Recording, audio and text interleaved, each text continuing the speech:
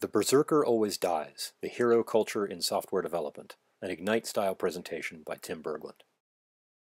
The epic poem Beowulf has a lot to teach us about software development. It begins with the kingdom of Denmark, beset by a monstrous legacy system called Grendel. Grendel is impossible to maintain and resists efforts at integration across the enterprise. There are many talented developers who try to extend it and connect it to other systems, but these projects all fail, killing the careers of those who got in the way. One day, a promising young developer named Beowulf joins the company and offers to crush Grendel once and for all.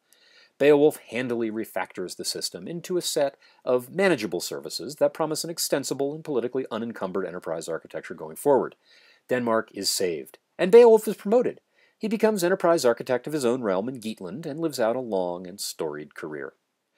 When it's finally or almost time for him to retire and become a conference speaker, disaster strikes. A massive regulatory overhaul threatens to overload his architecture and bring all of IT to a complete standstill. He'd like to save the day, like he had in the past, but he hasn't really been coding in a long time. And strangely, nobody on his team seems willing to step up to the plate either.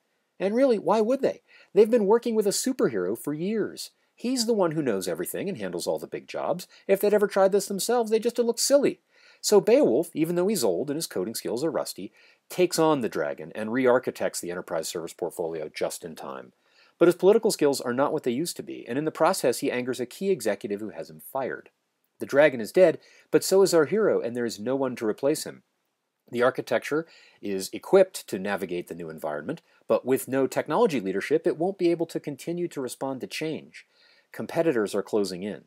The whole organization is disheartened and doomed to failure. Now, that's a capsule summary of the real poem retold in our terms as developers. In trying to understand the real thing, it helps us to remember when and to whom it was written. One common dating puts it in the early 700s AD.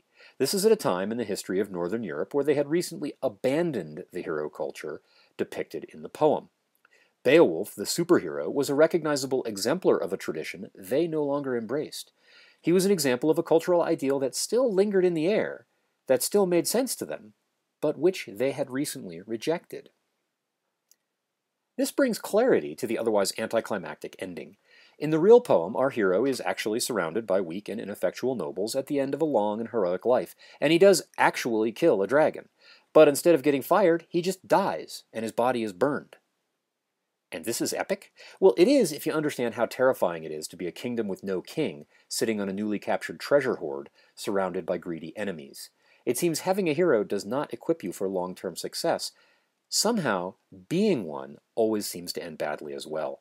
Software development culture doesn't resemble Viking culture all that closely, but we are faced with some of the same problems as the people in Beowulf. We have oppressive architecture boards who demand our submission. And have you ever worked for a tech lead who thought his authority came from the fact that he was the best coder in the building? Beowulf's claim to fame was awfully similar. He was king because he had the strongest arm and the biggest sword. How often do you go on a project death march, working 80-hour weeks and doing that heroic production push in the bitter watches of the night? We lionize these heroes who sacrifice all for the sake of the project, and we say we hate jobs that impose conditions like this, but how do we really feel about ourselves and each other when we successfully pull off software heroics? Admit it. You like it. But that hero always dies, and he spent his life investing in his own glory, not in the people around him. In the shadow, the long shadow of a charismatic, powerful hero, others naturally fade. The hero might increase, but the people around him decrease, and so does his organization. Beowulf's author and readers had left the hero ethic for a culture that at least wanted to value servanthood and self-sacrifice. What would it be like if you hated being the only one at work who knew how to do important things, and you constantly looked for ways to help other people find their strengths and excel in them, even at the expense of you getting noticed as the smart one? I mean, are you in a position of leadership? Are you there because you're the best coder, the best at telling people what to do? Or is it your role to serve the people who work for you and the organization you're a part of, to find ways to help them improve their skills and create more and better software and realize more joy in carrying out their chosen vocation, even if it means less attention and less achievement for you? The author of Beowulf leaves us with an enigmatic letdown of an ending because he knew the answers to all these questions. He knew the Berserker always dies. And that hero doesn't wind up with glory. That hero just winds up dead. Hopefully soon we'll learn this lesson and end the death marches and the prescriptive managers and the uber-geek West Coast CTOs who rule by intimidation. Hopefully we can let the hero die and lead as servants instead.